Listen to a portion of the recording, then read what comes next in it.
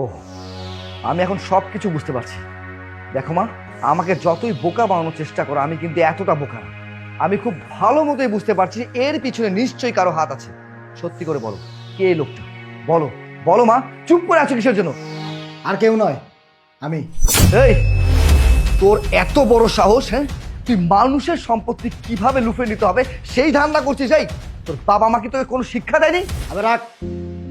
আমার বাবা মা আমাকে ঠিকই শিক্ষা দিছে, তোর বাবা মা তোকে শিক্ষা দিতে পারেনি।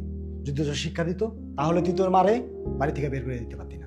আরে এই কনকনা শীতের ভিতরে তুই তোর মারে বের করছিস সামান্য একটা কাপড়ে। তোর কি একটু লজ্জা করলো না তোর মার সাথে এরকম ব্যবহার করতে? লোভী আমি ছিলাম?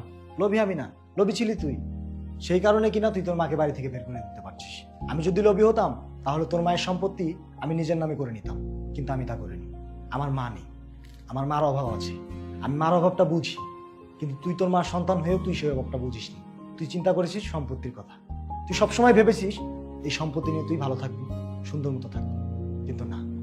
আর তোর মাকে যখন আমি বললাম যে এইগুলা কোনো কিছু করার কোনো দরকার নেই, তোর মা বলেছিল হ্যাঁ আমি এগুলা করব, কারণ আমার সন্তান আমাকে বাড়ি থেকে বের করে দিয়েছে, সেই জন্য আমি আমার সন্তানকে উচিত শিক্ষা দিব। সেই জন্য তোর মা এত বড় একটা পদক্ষেপ নিয়েছে। এই দেখ,